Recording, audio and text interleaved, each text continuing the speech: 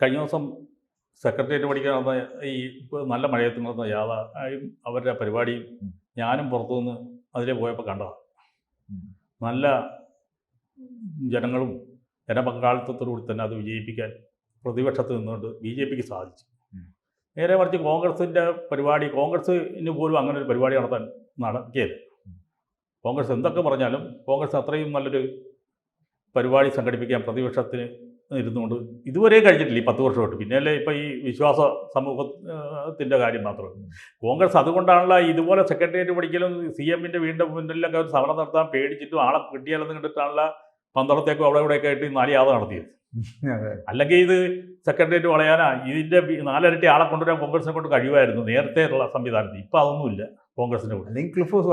അപ്പം അത് കോൺഗ്രസിന് പാടിച്ചു. നേരെ CPM നോക്കിയാൽ ഇതുപോലെ നടത്തും. അവരിതിൽ കൂടുതൽ ആളെ കൊണ്ടുവരും. അവരിവിടെ കാണിച്ചിട്ടുണ്ട് ജനങ്ങൾ. കോൺഗ്രസിനെ കൊണ്ട് ഈ 10 വർഷമായിട്ട് ഇതുപോലൊരു പരിപാടി സംഘടിപ്പിക്കാൻ കഴിഞ്ഞിട്ടില്ല. പക്ഷേ BJP യഥാർത്ഥ പ്രതിപക്ഷത്തിൻ്റെ റോള് മിനിഞ്ഞാന്ന് ഈ കോഴിച്ചൊരിയുടെ മഴയത്ത് അവർ ചെയ്തു.